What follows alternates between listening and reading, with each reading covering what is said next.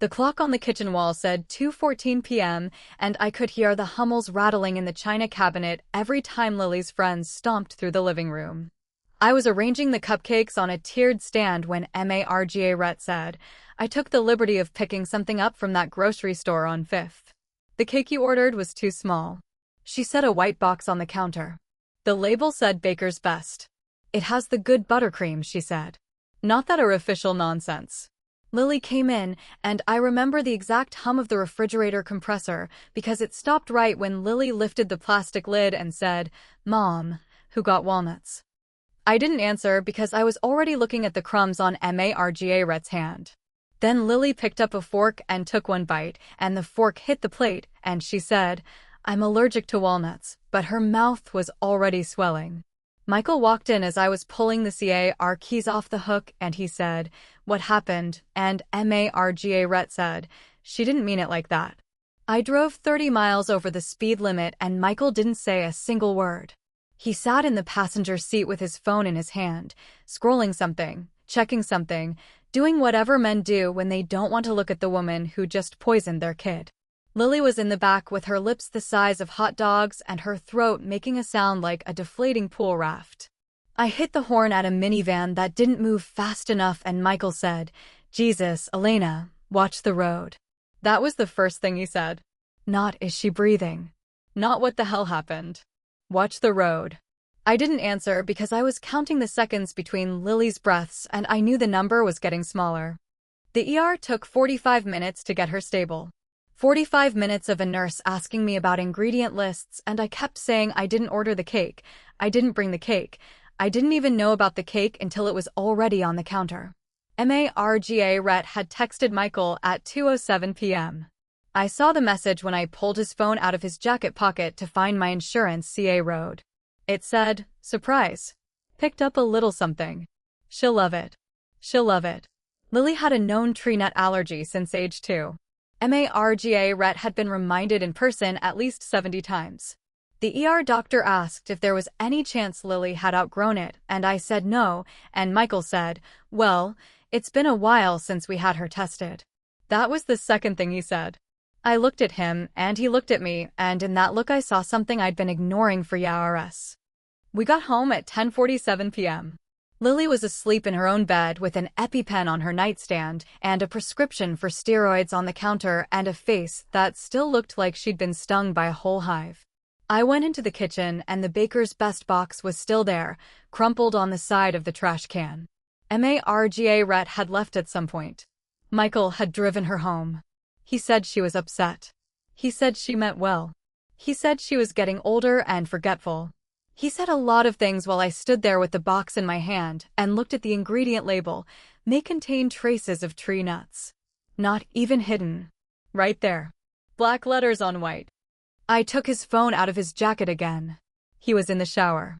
The screen lit up, and there was a text from an unsaved number that said, "Hope today wasn't too rough. Call me if you need to talk."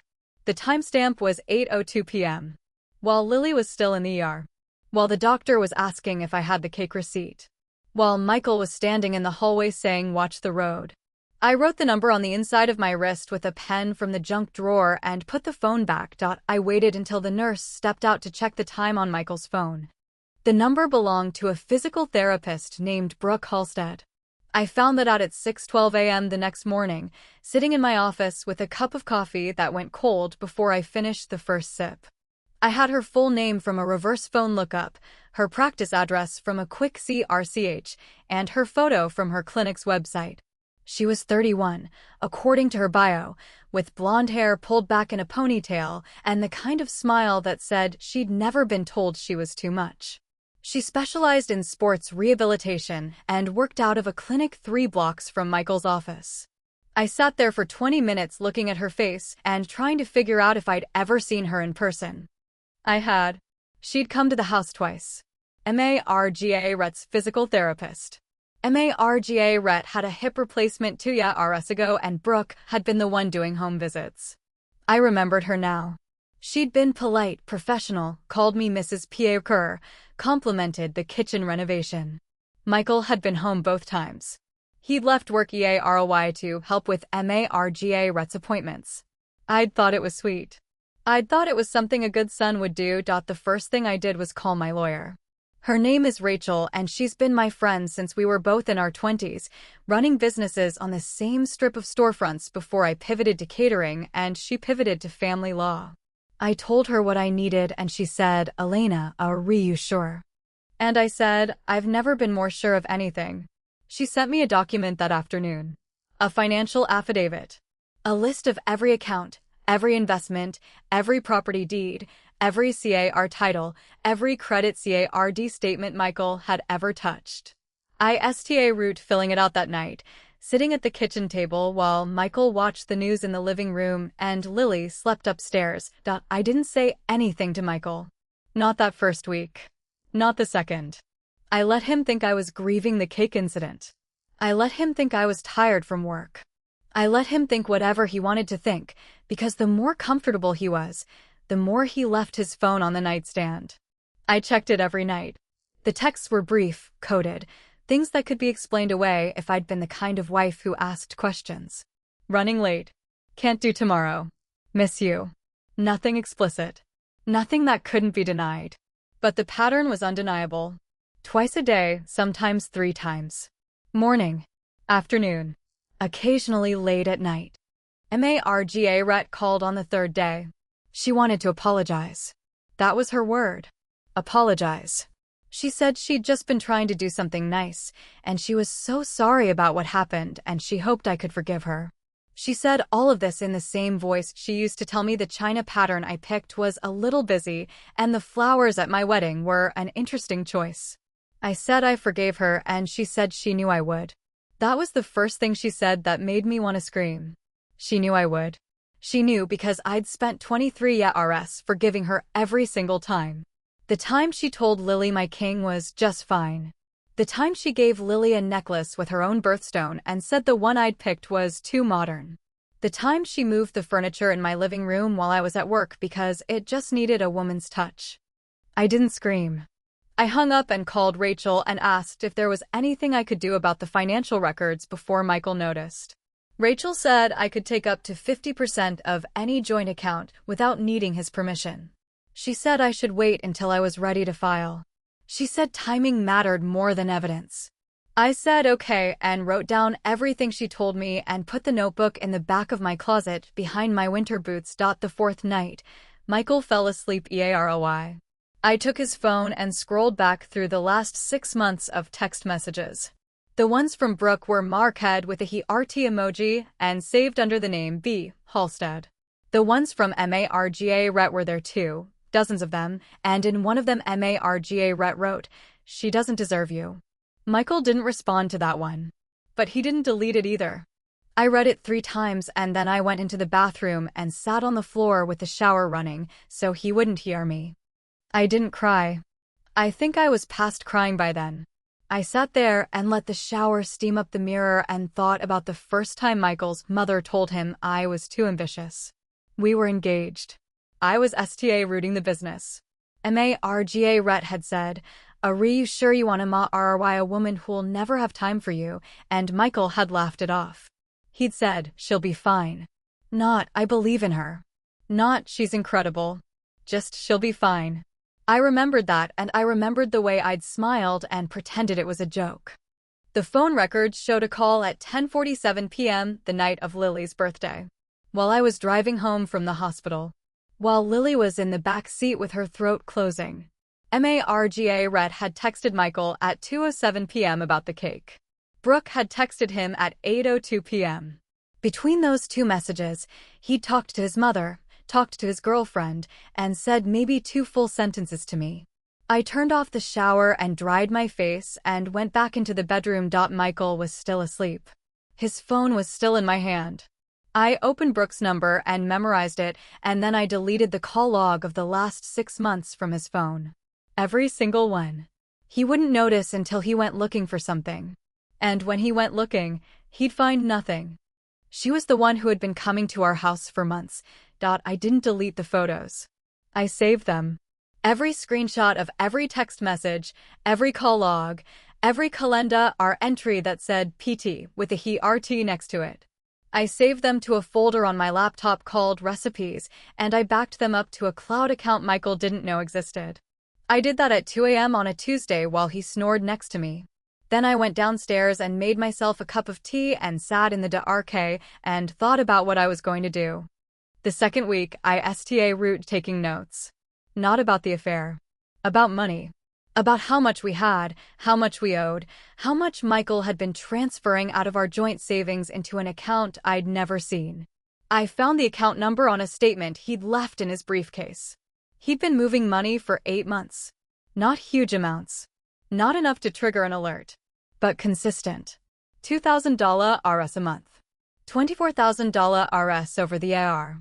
I called Rachel the next morning and she said that was Ma Rydell property and I said I knew, and she said, Elena, what are you thinking? And I told her exactly what I was thinking. The third week, Michael sta route to notice something was different. He asked if I was okay. He asked if I was still upset about Lily. He asked if I wanted to go out to dinner. I said yes to the dinner because I needed to see him try. We went to a restaurant we used to go to when we were first my ride, before Lily, before Marga Rhett moved closer, before everything got complicated. Michael ordered a bottle of wine, and he held my hand across the table and he said, I know I haven't been present lately. I know I've been distracted. I said, distracted by what? And he said, work. The firm is demanding a lot. I said, I understand. I did understand. I understood exactly what the firm was demanding and what kind of work he was putting in. He reached across and covered my hand with his. His hand was RM. It was the same hand that had held mine in the delivery room when Lily was born. The same hand that had signed the papers for the catering business loan. The same hand that had helped Marga Rhett move into the house 3 doors down from ours.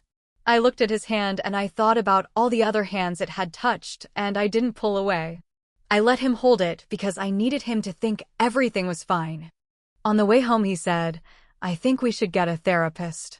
I think we need help. I said, maybe we do. He said, I'll find someone. I'll make the appointment. I said, that would be good. I said all of this in the same voice I used when people asked about the catering menu, and I didn't have the energy to argue about substitutions. The same voice I used when Marga Rhett told me I was using the wrong detergent for the fine linens. The same voice I used when Michael said his mother meant well. It was a voice that had learned to absorb things quietly. The 4th week, I went to see Brooke. Not to confront her. To observe her. I parked across the street from her clinic and watched her come out for lunch. She was thin and blonde, and she walked with the kind of bounce that came from knowing people thought she was pretty. She wore fitted pants and a sweater that showed her collarbones, and she talked on her phone the whole time she walked to the coffee shop. I couldn't hear what she was saying, but I could see her smile. It was a smile that said she'd never been told she was the problem. I sat in my car and watched her for 20 minutes, and then I drove home and called Rachel and said I was ready to talk about the financial plan. Rachel came over that evening. We sat in my office, and she laid out the numbers on my desk. Liquid assets, retirement accounts, property equity. The total was enough. More than enough. I could walk away with enough to keep the business running and keep Lily in school and buy myself a new place to live. Rachel said I would be okay. She said that in her lawyer voice, the one she used to tell clients the truth without softening it. I said, I know. I already know that. She looked at me and said, then why haven't you filed? I said, because I need to understand something first. I needed to understand if Michael was leaving me or if he was just using her. There's a difference, and you don't know which one it is until you test it. If he was leaving, he'd fight. If he was using her, he'd fold. I needed to know because I needed to decide how much to take. Not just the money. The dignity. The part of me that still believed I'd loved him, and that it wasn't a complete waste. The 5th week, Marga Rhett called again. She wanted to have lunch. She said she wanted to mend fences. I said yes because I wanted to hear what she had to say when she thought I was still the same woman who always said yes. We met at a restaurant near her house. The same restaurant where she'd taken me the first time we met alone, 24 years ago, and told me that her son was accustomed to a certain stand of road. She ordered for both of us and talked about Lily's recovery and how glad she was that nothing serious happened. She said, "You know I would never do anything to hurt Lily." She said that and I just nodded. I nodded and I thought about the peanut butter sandwich she gave Lily when Lily was 4. The one that sent us to the ER. The one she said was an accident. The one that happened the same week she told Michael he should have ride his college girlfriend. I said, "I know, Marga Rhett. I know you wouldn't." She reached across and patted my hand and said, "I always knew you were a good mother." That was the thing that broke something in me. Not the affair. Not the cake. Not the phone calls. The fact that she thought she could hand me that compliment like a tip and I'd take it. She said I'd never leave him because I had nowhere else to go, and I didn't answer. I didn't answer because I didn't have to. I just looked at her across the table and let the silence do what silence does to people who need to fill it. Marga Rhett shifted in her seat, adjusted her napkin, took a sip of water. She was waiting for me to protest. To say I had places to go. To tell her she was wrong. I didn't give her any of it. I picked up my fork and ate my salad and talked about the weather like we were two women who'd never had a crossword. She spent the rest of the lunch trying to figure out what I was thinking, and that was the point. When I got home, Michael was there. He was sitting in the living room with his laptop open and a stack of papers on the coffee table. He looked up when I walked in and said, "How was lunch?" I said, "Fine. Your mother wanted to mend fences." He said, "That's good. That's really good, Elena." He said it like he meant it. Like he'd been waiting for this moment. Like Marga Rhett apologizing to me was the thing that would fix everything. I stood in the doorway and watched him sort through his papers, and I thought about the texts I'd saved. The ones where he told Brooke he couldn't wait to see her. The ones where he said he felt like himself again when he was with her. The ones where he read her to me. I had the screenshots on my phone. I pulled them up while he was looking at his laptop. The first one said, "She doesn't ask me anything. She just assumes everything is fine."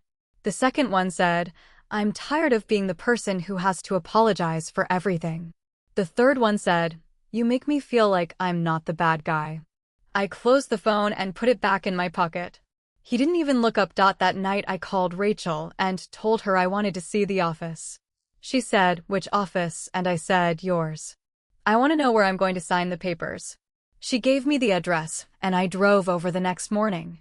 Her office was on the 4th floor of a building downtown, and she had a view of the river and a desk that was covered in files and a chair that was comfortable enough to sit in for a long time.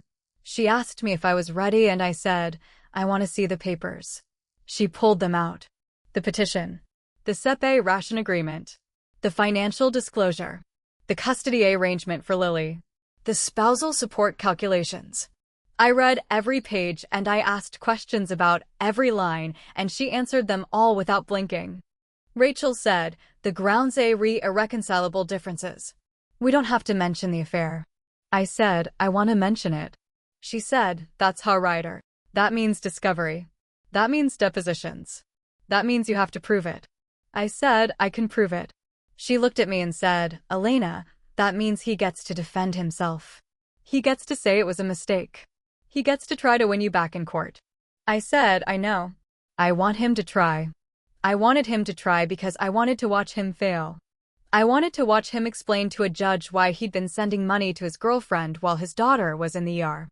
I wanted to watch Marga Rhett testify about the cake and the peanut butter and every other accident she'd ever had. I wanted it on the record. I wanted it somewhere that couldn't be erased. The 6th week, Michael came home late. He smelled like perfume. Not mine. Not Marga Rhett's. Something floral and light that I'd never worn. He kissed my forehead and said he'd been at the office. I said, "I know. You told me."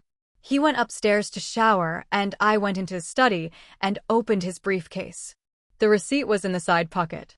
A BAR tab. 2 drinks. A bottle of wine. The total was $87. The timestamp was 8:47 p.m. The BAR was 3 blocks from Brooke's apartment. I took a photo of the receipt and put it back.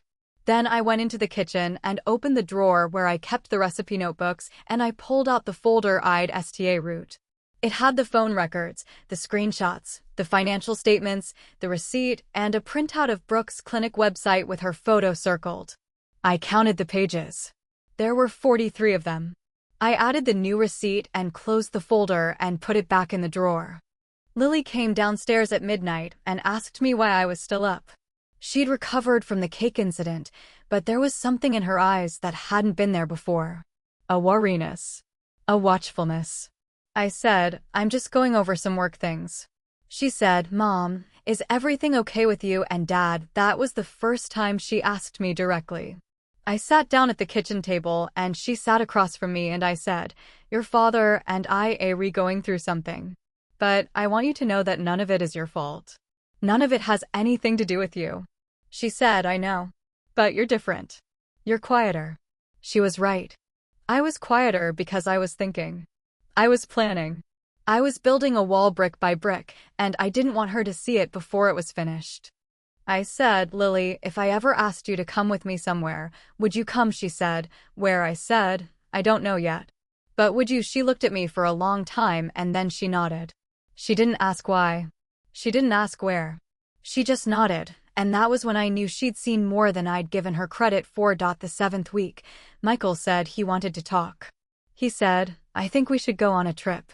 Just the two of us. Reconnect. I said, Where do you want to go? He said, Somewhere we used to go. Before Lily. I said, That sounds nice. He said, I'll book it. I'll take care of everything. I said, Okay. I said that and I meant it. I meant it because I knew he wasn't going to take me anywhere. I knew he was going to cancel at the last minute and use the ticket for something else. I waited. The trip was supposed to be the following weekend. On Thursday, Michael came home and said, Something came up at work. I can't make it. I'm sorry. I said, I understand. Work is demanding. He said, I'll reschedule. I said, of course. That night I checked his phone and he'd booked a hotel room for 2 in the same city. The name on the reservation was Brooke.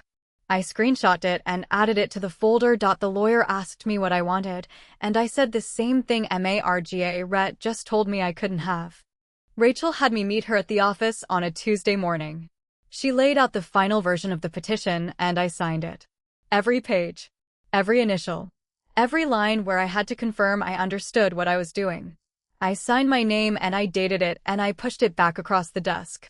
Rachel said, Once I file this, he'll be served within 48 hours. Are you sure? I said, I'm sure. I said it without hesitation. She nodded and put the papers in a manila envelope and said she'd take care of it. I went home and I route packing. Not my clothes. My documents. My business records. The stuff that mattered. I put everything in a plastic bin I'd bought at the Hardware store, and I drove it over to Rachel's office myself. Then I went back to the house and sat in the living room and waited. That was the hardest part. The waiting. Not knowing exactly when he'd find out. Not knowing what he'd do when he did. He came home at 7:13 p.m. I know the time because I watched the clock on the microwave while I was heating up leftovers for Lily. He walked in the door and he was holding a thick envelope and he had a look on his face that I'd never seen before. Not angry. Not sad. Confused. He said, Elena, what is this? I said, It's what you think it is. He said, A divorce petition. You filed a divorce petition. I said, I did. He said, Without talking to me. I said, I've been talking to you for 23 years. You haven't been listening. He sat down at the kitchen table. The envelope was still in his hand. He turned it over and looked at the back like there might be instructions on how to make it go away. He said, What happened to us? And I said, Nothing happened to us. You happened to us. You and Brooke. He looked up at me and his face changed. The confusion turned into something else. Fear or maybe guilt. Road to tell the difference when you've been lying to yourself for months. He said, How do you know about Brooke? I said, Because I've known for months. Because you left your phone on the nightstand. Because you transferred money out of our account. Because you booked a hotel room for 2 and left the confirmation email in your trash folder. He didn't deny any of it. He sat there with the petition in his hands, and he didn't say a single word in his defense. Finally he said, It wasn't serious. It was a mistake. I said, It wasn't a mistake. A mistake is buying the wrong kind of milk. This was a choice. You made it. You made it every single day for a year. He said, I was going to tell you. I was going to end it. I said, when? When I found out when it was too late, when your mother's cake almost killed Lily and you were still texting her from the hospital. He looked down at the table. He was quiet for a long time. Then he said, what do you want? And I said, I want you to look at me. He did. I said, I want you to understand that I'm not doing this because I'm hurt. I'm doing this because I'm done. Do you understand the difference? He said, you're not going to give me a chance to fix this. I said, I gave you a chance. I gave you 23 years of chances. I gave you a chance when you married me and your mother told you I was too ambitious. I gave you a chance when you missed Lily's first Christmas because you had to work. I gave you a chance when you said you'd change and you didn't. I'm out of chances. There's nothing left to fix. He put the petition down on the table and pushed it away like it might burn him. He said, what about Lily? Have you thought about Lily? I said, I've thought about her more than you have. She knows something's wrong. She's been asking me questions you didn't even think to ask. She's not stupid, Michael. She sees you looking at your phone when we're in the room. She sees me ring into the office for hours. She's 17. She knows what a failing marriage looks like. She's been watching us for years. He said, you're going to tell her about Brooke? I said, no. That's not my job. That's your job. If she asks me, I'll tell her the truth, but I'm not going to use her as a weapon. She's not a piece on a chessboard. She's my daughter, and she's the only thing in this house that I don't regret fighting for. He stood up. He paced the kitchen.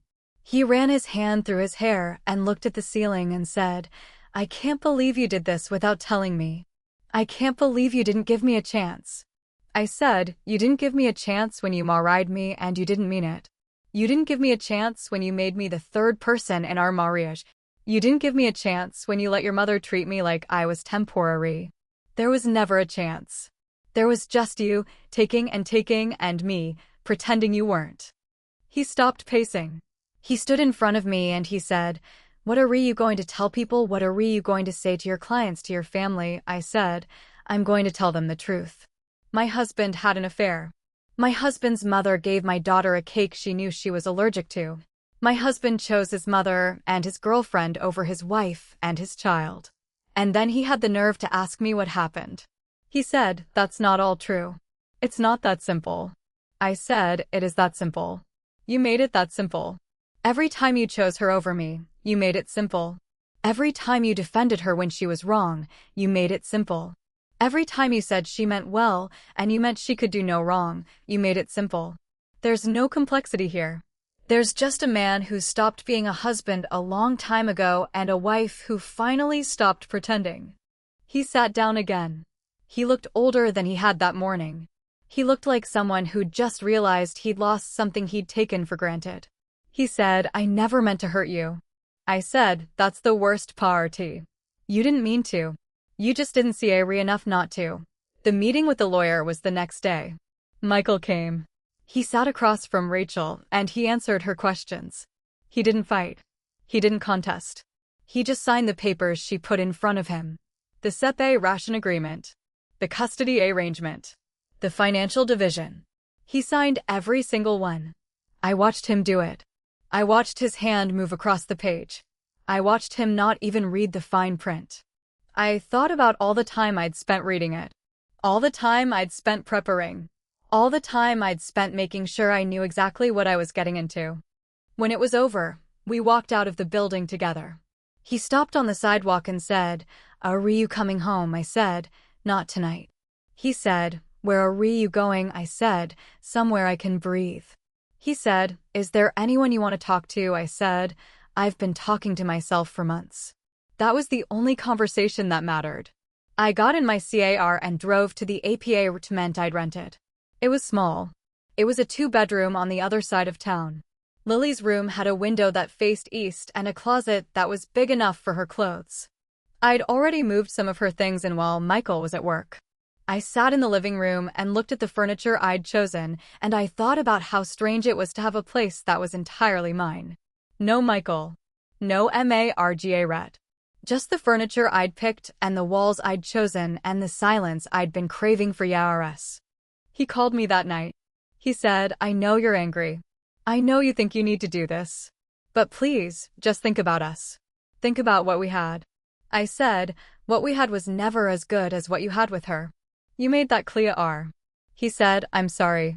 I said, I know you are. But sorry doesn't undo anything. Sorry doesn't take back the cake. Sorry doesn't take back the hotel room. Sorry doesn't take back the years I spent being the woman who made everything okay while you made everything worse. He said, what am I supposed to tell Lily? I said, that's on you. You figure it out. You're her father. Act like one. He was quiet. Then he said, Elena, what are you doing? And I said, what I should have done years ago. I'm putting myself first. When he finished, I said, which number did you save her under? He didn't answer that question. He said, what are you talking about? And I said, the number. The one you saved under B. Halstead. Which number did you use, the one you texted from the hospital, or the one you used to book the hotel room? He said, Elena, stop. I said, I'm not asking for an explanation. I'm asking for a number. Either you know it or you don't. And if you don't know it, that tells me everything I need to know. He said, I'm not doing this over the phone. I said, fine. I'll wait. I hung up and put my phone on the table. The apartment was dark except for the streetlight coming through the blinds. I sat in the dark for an hour. Maybe 2. I didn't look at the clock. I just sat there and let myself feel the quiet. It was the first quiet I'd had in months. The first quiet that didn't have Michael's breathing or Margaret's voice or Lily's questions behind it. Just me and the streetlight and the hum of the refrigerator that was mine. My refrigerator. My hum. I slept on the couch that night. I didn't want to go into the bedroom because the bedroom was still full of unpacked boxes and the smell of new carpet. The couch was comfortable enough. I fell asleep thinking about the look on Michael's face when he signed the papers.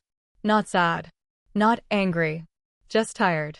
The tiredness of a man who'd been running for so long he'd forgotten where he was going. I didn't feel sorry for him. I didn't feel anything for him.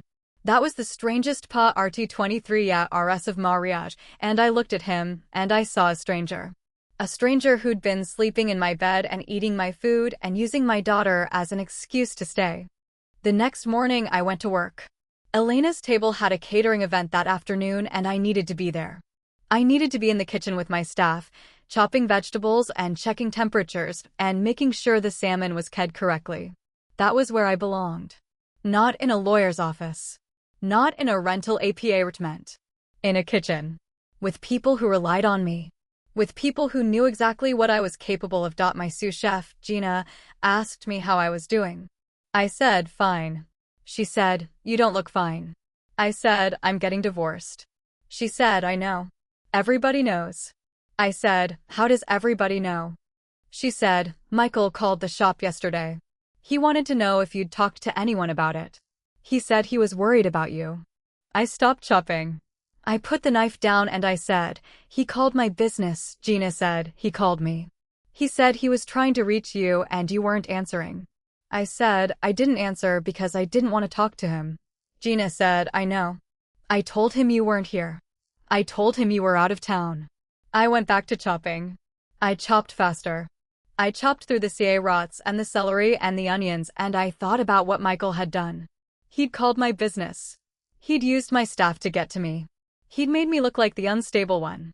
The one who wouldn't answer the phone. The one who was hiding. I finished the chopping and I went into the back office and I called Rachel. I said, he's calling my business. Rachel said, I'll file a motion.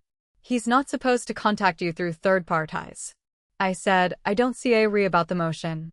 I see about the message. He wants me to look like I'm the one who's out of control. He wants everyone to think I'm having a breakdown. Rachel said, you're not. I said, I know I'm not. But he doesn't know that. And that's the problem. I got home that night and there was a box on the doorstep. It was from my house. The house I'd lived in for 17 years. The house I'd decorated and cleaned and paid for. The box had my name on it in Margaret's handwriting. I opened it. Inside was a plate. The plate was from the wedding china. The China I'd picked. The China Marga Ret had called a little busy. The plate had a note on it. The note said, "I thought you might want this. It's the only thing in your house you ever really chose." I didn't take the plate inside. I put it back in the box and I put the box in the dumpster behind the building. Then I went upstairs and I called Michael. I said, "Did you send your mother to my house?" He said, "What are you talking about?" I said, "The box. The plate. The note." "Did you send her?" He said, "I didn't send her anything. She does things on her own. You know that." I said, "I know that.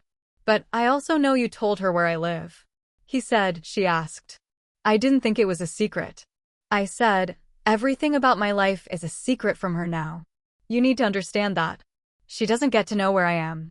She doesn't get to leave things at my door. She doesn't get to pretend she's being helpful when she's taking shots at me. You need to tell her to stop." He said, "I can't control her." I said, "You never tried. That's the problem. You never tried." I hung up and I called Lily. She answered on the first ring. She said, "Mom, where are you?" I said, "I'm in the new apartment. The one I told you about." She said, "I know. Dad told me. He said you left." I said, "I didn't leave. I moved. There's a difference." She said, "What's the difference?" I said, "Leaving means you run away. Moving means you go Tower RD something. I'm going Tower RD something." She said, "Tower Road what?" I said, "Tower Road, a life that's mine. A life that's not about your father or your grandmother. A life that's about you and me and what we want." She was quiet for a second. Then she said, "I want to see the apartment." I said, "Come tomorrow. I'll pick you up after school." She came. I picked her up at 3:15 and I drove her to the apartment and she walked through the rooms and she touched the walls and she said, "It's smaller." I said, "It is. But it's ours." She said, "I don't have to go back to the house." I said, "Not if you don't want to. But you can. Your father lives there. If you want to see him, you can." She said, "I don't want to see him." I said, "Okay." She said, "Not right now. Maybe later." I said, "That's fine. You don't have to decide today." She sat down on the couch and she looked at me and she said, "Mom, I know about the affair. I heard Dad talking to Grandma." I said, "You did?" She said, "I heard him say he was sorry. I heard him say he'd made a mistake. I heard Grandma say you were probably going to take everything." I said, "What did you think when you heard that?" She said, "I thought he was the one who made the mistake. Not you." I said, "He did make the mistake. But that doesn't mean I'm blameless. I stayed too long. I let it happen. I let your grandmother treat me like I didn't matter. And I let your father think that was okay." She said, "You're not going to take everything, Ryu." I said, "I'm going to take what's fair." "That's different." She said, "Good. You should take what's fair." I looked at her and I thought about all the years I'd spent protecting her from the ugliness of this marriage. All the years I'd tried to keep her out of it. All the years I'd pretended things were fine. She'd known anyway. She'd known the whole time. That night I called Michael. I told him to come get his things. I'd packed a box of his personal items from the house before I left. I'd grabbed his suits and his shoes and his books and his collection of vintage watches. I put them all in a box and I set the box in the garage. I said, "Come get it. It's in the garage." He said, "I don't want my things. I want you to come home." I said, "That's not happening. Come get the box or I'm donating it." He came at 10 p.m. He pulled into the driveway of the apartment building and I met him in the parking lot. I handed him the box and he looked at it like it was something he'd never seen. He said, "You packed my suits." I said, "I packed everything." He said, "You didn't have to do that." I said, "I did. It was the last thing I needed to do." He set the box down on the asphalt. He stood there in the parking lot lights and he looked at me and he said, "Is this really how it ends?" I said, "It's how it ends. It ended the moment you told her she meant well. It ended the moment you let her into our house. It ended the moment you stopped being my husband and sta root being her son." He said, "I can't do this without you." I said, "Yes, you can. You've been doing this without me for a year. You just didn't notice I was gone." The final papers came through on a Thursday. Rachel called me at 9:14 a.m. and said, It's done. He signed everything. No contest. No counterpetition. He didn't fight a single thing. I said, that's not like him. She said, maybe he finally understood he couldn't win. I said, or maybe he just didn't see Ari enough to try. She said, either way, it's over. You're divorced. I sat with that for a minute. Divorced. The word felt heavy and light at the same time. Heavy because it meant I'd failed at something I'd promised to keep.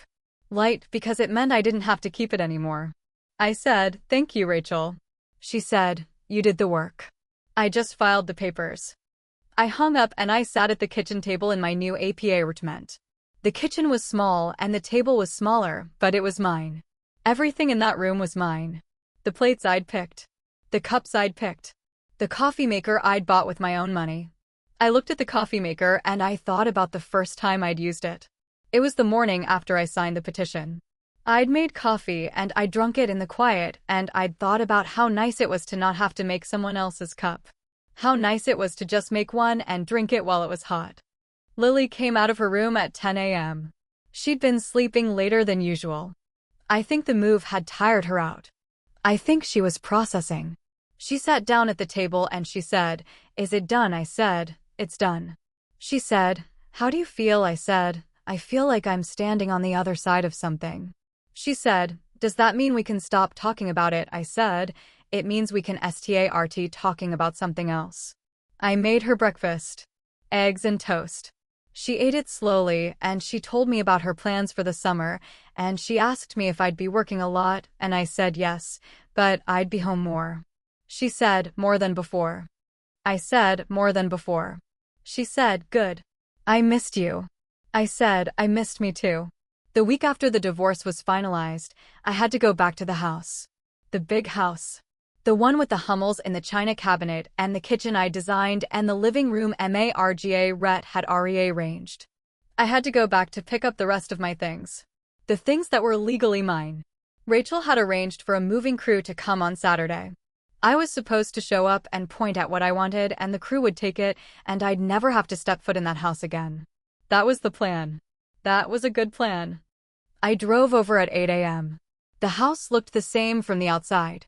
The hedges I'd planted. The front door I'd painted. The welcome mat I'd picked because it said home in letters that were faded now. I stood on the porch and I thought about the first time I'd walked up those steps. I was 23 and I was pregnant and I was so excited I couldn't breathe.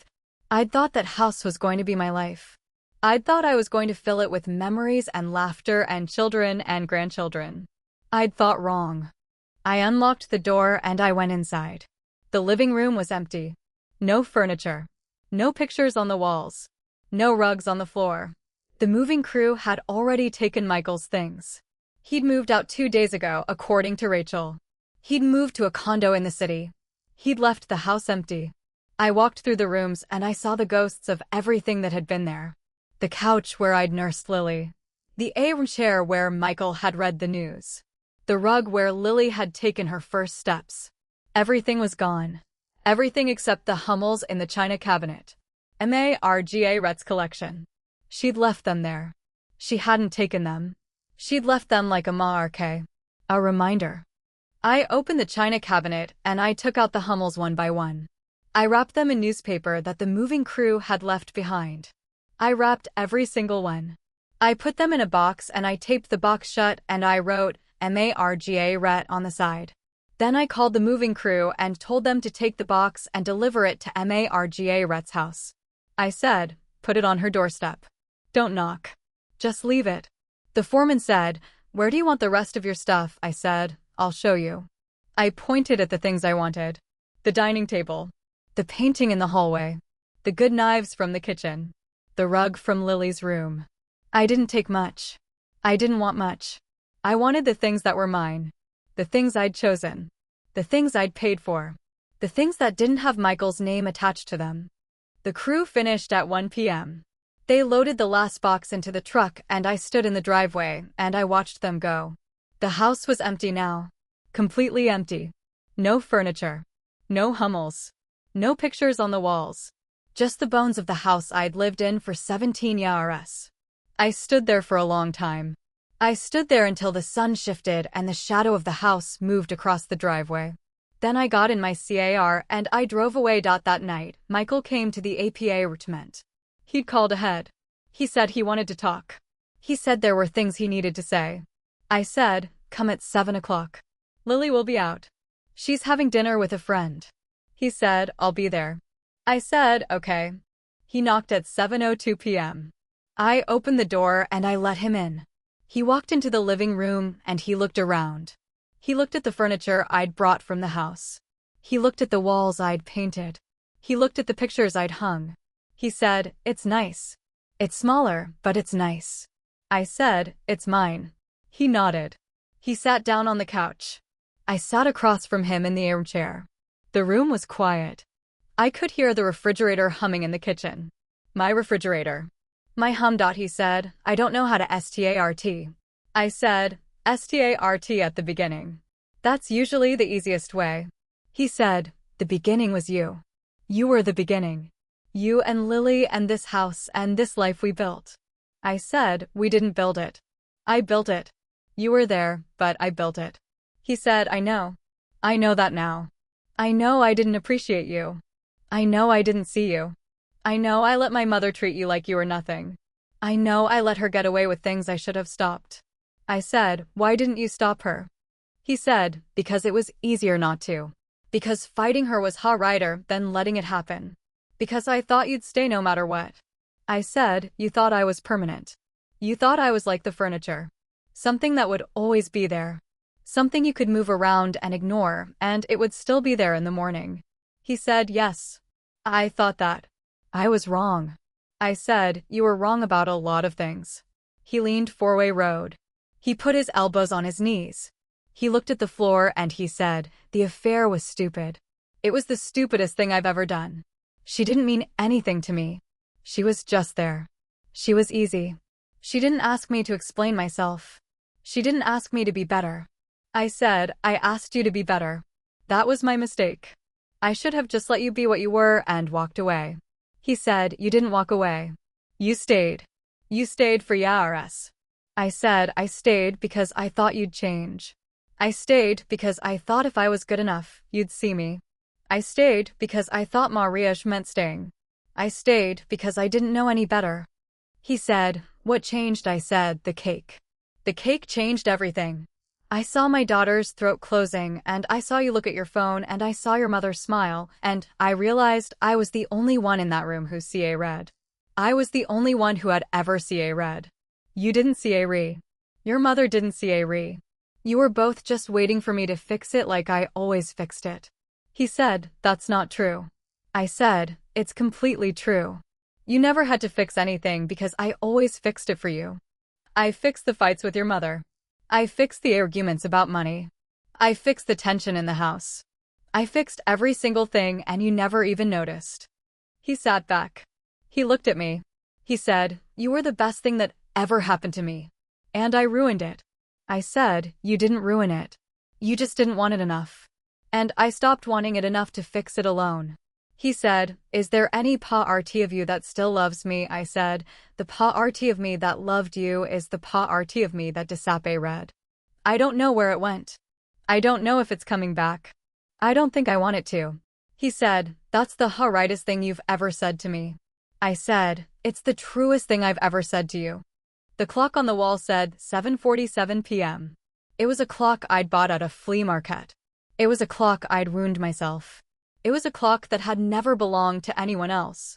I looked at the clock and I thought about the time I'd spent waiting for him to change. The time I'd spent waiting for him to see me. The time I'd spent waiting for him to become the man I thought he could be. I'd spent 23 hours waiting. I wasn't going to spend another minute. He said, I don't want to lose you. I said, you already lost me. You lost me the day you chose her over me. You lost me the day you let your mother put that cake on the counter. You lost me the day you forgot who I was. I'm not the person you married anymore. That person is gone. She left with the Hummels. He almost smiled at that. Almost. He said, where are you now? I said, I'm in this room. I'm in this apartment. I'm in a life I chose for myself. And I'm not moving. He stood up. He walked to the window. He looked out at the street. He said, I'm sorry for all of it. The affair. The cake. My mother. Everything. I'm sorry I wasn't the man you needed me to be. I said, I know you're sorry. I can see that. I can see you mean it. But sorry doesn't change the past. It doesn't change the daughter who almost died because your mother couldn't be bothered to read a label. It doesn't change the Rs I spent invisible. He said, what does change it? I said, nothing. Nothing changes it. But I don't want to change it. I don't want to go back. I want to move four-way road. Without you. He turned away from the window. He said, what do I tell people? What do I tell them when they ask what happened? I said, tell them the truth. Tell them you had an affair. Tell them you let your mother poison our daughter. Tell them you didn't fight for your Mariusz. Tell them you let it go. Tell them anything you want. It doesn't matter to me anymore. He walked to the door. He put his hand on the handle. He said, are you going to be okay? I said, I'm going to be better than okay. I'm going to be fine. He said, I hope you are. I really do. He opened the door.